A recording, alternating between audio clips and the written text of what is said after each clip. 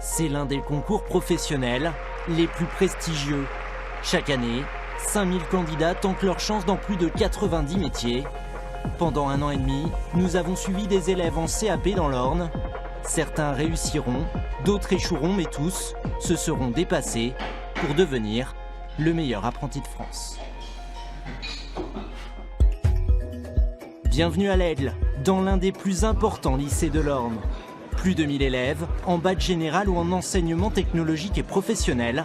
Ici, les lycéens viennent du Grand Ouest, de Tours, Angers, Chartres ou de la région parisienne. Prenez votre livre. Noémie, tu veux bien prendre la lecture, s'il te plaît? Bruno Robert en est le proviseur depuis 2012. Il est revenu ici pour finir sa carrière, après avoir été l'un des premiers étudiants en 1969. Un lycée qui porte étrangement le nom du célèbre empereur des Français. Selon la légende, il aurait séjourné près de l'Aigle. C'est le seul établissement, Napoléon, en France et de Navarre. Il n'y en a même pas en Corse. Il n'y en a même pas en Corse, pas du tout. Mais ce qui fait la fierté du lycée Napoléon, ce sont ses filières d'apprentissage. Ébénisterie, ferronnerie, marqueterie, sculpture. Le lycée Napoléon tente même de rivaliser avec la célèbre École Boulle à Paris. Du CAP au brevet des métiers d'art, ce savoir-faire artisanal est recherché par les élèves. Ma mère y a été, mes tantes, la plupart en fait, de ma famille ont été au lycée Napoléon. Ça a plutôt une bonne réputation. Ah, c'est une filière qui nous tient tout particulièrement à cœur et que nous avons de cesse de vouloir développer. Et pour la valoriser, chaque année, le lycée participe au prestigieux concours du meilleur apprenti de France, le MAF. Depuis 17 ans, les récompenses s'accumulent, au niveau régional mais aussi national, avec une vingtaine de médaillés d'or en sculpture ornemaniste et en marqueterie. Bon, le sujet de cette année, il va y avoir énormément de travail. Cette année, justement, le niveau des élèves est particulièrement prometteur. Là, on voit tout de suite que le choix de bois, il va être primordial. Donc là, il va falloir bien étudier tout ça. Tous ont au minimum un CAP d'ébénisterie, certains ont même un bac général. Est-ce que le sujet vous plaît déjà? Ouais. 8 élèves en classe de marqueterie et 6 en classe de sculpture sur bois ont décidé de tenter l'aventure du MAF. Ça permet d'avoir des bagages en plus en fait pour après dans la vie professionnelle je pense. Et je veux mettre le plus de choses possible de mon côté pour pouvoir faire ce qui me plaît après. C'est surtout personnel, savoir si on est capable dans une période limitée de l'année de pouvoir faire un sujet, d'aller d'un bout à l'autre parce que parfois on rencontre beaucoup de soucis donc c'est aussi un défi pour nous personnel de pouvoir le finir. Oui, un peu de stress parce que il y a tant de jours pour la terminer, quoi. Donc après toutes les étapes, faut vraiment avoir terminé à temps pour peut-être être médaillé, quoi. Pour réaliser leur œuvre, Floriane, Juliette, Aurélien, Arnaud et les autres vont travailler d'arrache-pied pendant 7 mois. Leur talent leur permettra peut-être d'être récompensés à Paris par les meilleurs ouvriers de France.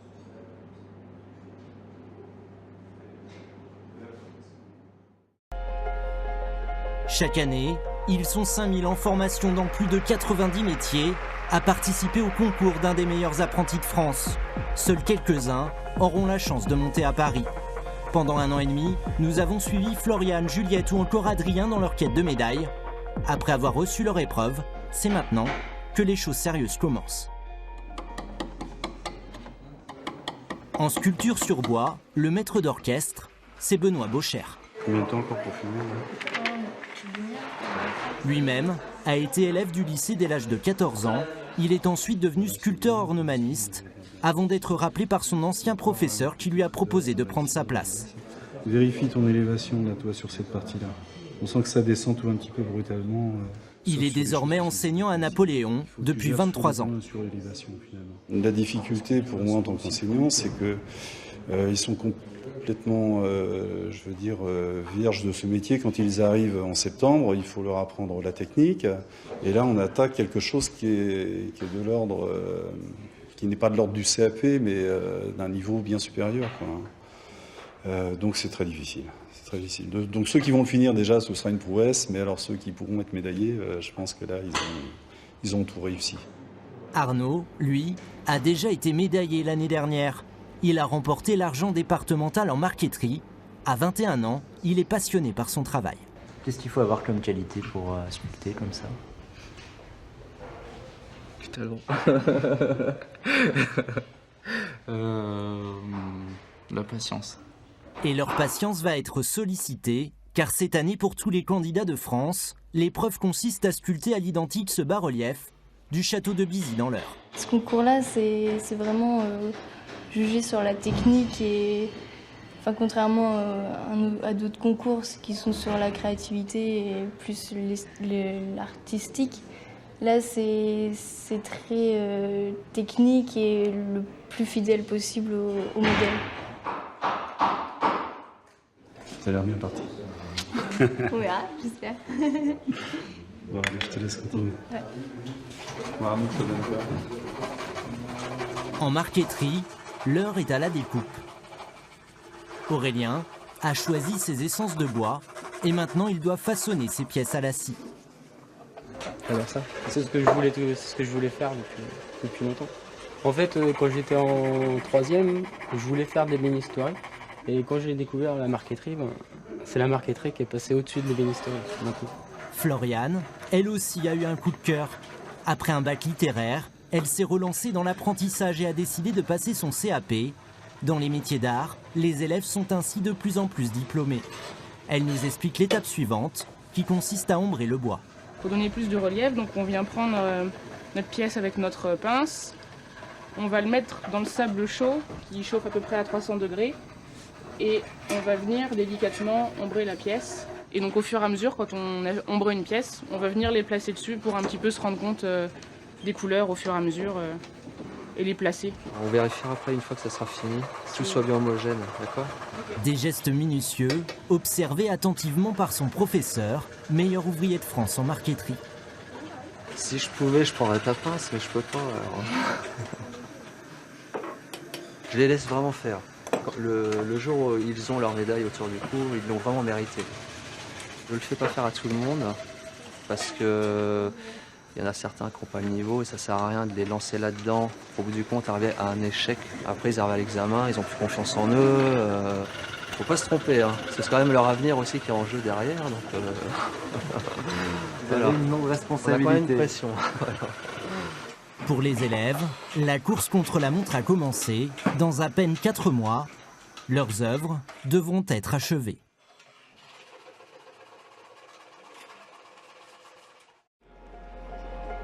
Ils sont 5000 candidats, dans plus de 90 métiers, à convoiter chaque année la médaille d'or. Dans leur future profession, tous aspirent à l'excellence. Pendant 1 an et demi, nous avons suivi un groupe de lycéens en métier d'art qui rêvent de devenir meilleurs apprentis de France. Allez, c'est parti, on va aller voir tout ça. Depuis 7 mois, les élèves du lycée Napoléon courent un marathon. Un petit peu là, des traces d'usinage encore. Là. Chez les ornemanistes, les œuvres sont sculptées. Il reste quelques heures pour peaufiner les détails. Ça, c'est du nettoyage. Ça, c'est les traces d'usinage aussi que tu dois revoir ici sur cette partie-là. Un duel avec le temps qui peut sembler interminable.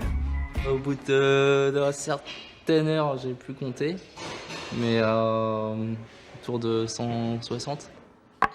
De m'en séparer, ça voudra dire que voilà, j'ai fini, j'y retouche plus, c'est bon, j'ai plus à y penser. Et peut-être que pendant quelques temps, j'aurais du mal à le regarder aussi, parce que là, au bout d'un moment, on en a plein la tête, quoi. Le culot, si on peut le faire, tu verras, il y a un tout petit effet de vrille sur la masse centrale, là. Je suis quand même fier d'eux parce qu'ils ont tenu le coup. On a fait vraiment beaucoup d'heures sup. Il y avait une vraie inertie, c'est-à-dire qu'ils s'encourageaient les uns et les autres. Et ça, c'est vraiment bien, quoi. C'est pas l'esprit de compétition, c'est l'esprit de groupe. Ça, c'est superbe. Ouais. Dans la dernière ligne droite, chacun travaille nuit et jour, au lycée, chez soi ou à l'internat. Floriane, elle, termine sa feuille d'ombrage. Avec la lune, tout ça, ça serait noir normalement. Enfin, tu sais, quand tu te mets face à la lune et que il faut ça soit intense. Depuis 2 ans et demi, elle partage sa chambre avec Noémie, en formation d'ébénisterie. J'aime bien aussi avoir son avis, savoir ce qu'elle en pense, parce qu'on a à peu près les mêmes goûts. Elle, quand elle fait ses meubles, c'est pareil. On en discute et c'est quand même bien pratique. Puis ça rassure aussi sur certains choix. Donc, Comme on est tous un peu du domaine, on sait à qui s'adresser, quoi. C'est plus simple. Oui.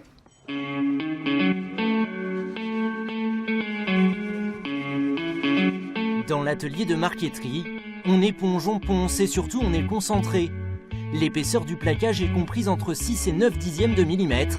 La moindre perce pourrait être fatale à l'œuvre. Là, j'aime pas cet endroit-là. Alors, qu'est-ce qui te... Parce que il y a j'ai toujours l'impression que ça a fait de la merdouille. Le professeur est lui-même étonné du travail de ses élèves. J'en ai qui au départ qui n'avaient pas un bon niveau et qui effectivement se sont révélés et sont arrivés à faire des choses assez exceptionnelles. Ouais. Donc c'est pour ça que on peut avoir de l'espoir derrière quand même. Mewen, par exemple, a créé la surprise. Sa marqueterie fait partie des plus réussies de la classe. Oui, je suis content parce qu'il y a quand même beaucoup d'heures de boulot. Après, voilà, avec du recul, on se dit, j'ai tel petit défaut et on aimerait bien les reprendre, mais on peut pas. On se rend compte qu'à la fin, tous les résultats sont totalement différents, en fait. Je sais pas, par exemple, Mewen, je sais quelle est sa marqueterie. Dès qu'on la voit dans l'atelier ou quand il a fait son choix des bois, on suit un peu le travail de tout le monde en plus d'une autre, donc c'est sympa aussi de voir à la fin que tout le monde a réussi à arriver au bout. Après 141 heures de travail, Aurélien, lui, apporte la touche finale avec soulagement. Il s'apprête à dire adieu à son bébé. Elle part demain soir. Du coup, vers 6h, alors vers 6h, on va regarder l'heure et puis j'espère qu'il va pas y avoir de problème pendant le transport. Leurs œuvres seront jugées par les meilleurs ouvriers de France, d'abord au niveau départemental, puis régional. Ça fait quoi? Ça fait du bien. Non, parce que là, voilà, au moins tout est terminé. On est sûr qu'on va pas avoir par exemple un champ qui se décolle ou des petits défauts. Du coup, c'est bon, c'est fini. Les meilleurs dans leur métier iront à Paris. Dans 9 mois, nous découvrirons qui de Floriane, Aurélien, Juliette, Arnaud ou encore Mewen auront l'honneur d'être meilleurs apprentis de France.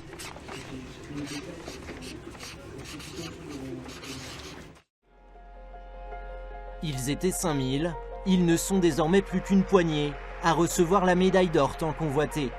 Ils n'ont pas compté leurs heures, ni ménagé leurs efforts pour rejoindre l'élite de leur future profession. C'est l'heure du dénouement, qui de Floriane, Juliette, Aurélien et les autres est devenu pour l'année 2016 meilleur apprenti de France. Nous voici dans le 5e arrondissement de Paris, au cœur du quartier latin et à 2 pas du Panthéon. Depuis le début de notre tournage en novembre 2015, 15 mois se sont écoulés. Cet été, les candidats ont appris s'ils étaient ou non meilleurs apprentis de France. Devant la Sorbonne, les futurs médaillés sur leur 31 attendent la cérémonie. D'autres, à l'abri de l'agitation, savourent leur victoire. C'est pas du champagne, mais bon... Le champagne, ça sera pour plus tard. On va faire ça. Nous retrouvons les 2 professeurs du lycée Napoléon et leurs élèves, désormais meilleurs apprentis de France. Ça fait plaisir d'en arriver là et c'est une bonne finalité après tout le boulot que j'ai fait parce que ça a été quand même pas mal de boulot et pas mal de temps. Donc ouais, ça fait du bien de finir par ça. Ça fait très plaisir de se dire que j'ai pu arriver jusque-là. C'est un honneur? Ouais, c'est ça, je peux considérer ça comme un honneur parce que c'est pas forcément à la portée de tout le monde, mais je suis plutôt content. Juliette, en sculpture sur bois, et Mewen en marqueterie, ont tous deux obtenu plus de 18 sur 20. C'est un petit peu le Graal dans nos métiers, le concours du meilleur apprenti de France, surtout à ce niveau-là.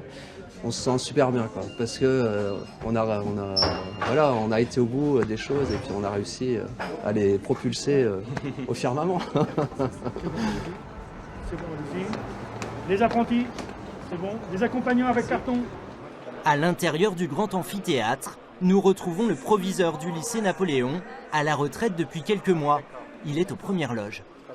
C'est une reconnaissance de ce qui est des métiers de l'artisanat. Et je pense que les unir au milieu comme cela au sein de la Sorbonne, c'est une promotion et un bel affichage. Cette 15e cérémonie du MAF a été organisée par 400 meilleurs ouvriers de France et placée sous le patronage du ministère du Travail. Bien évidemment, vos maîtres d'apprentissage, vos familles sont fiers de vous.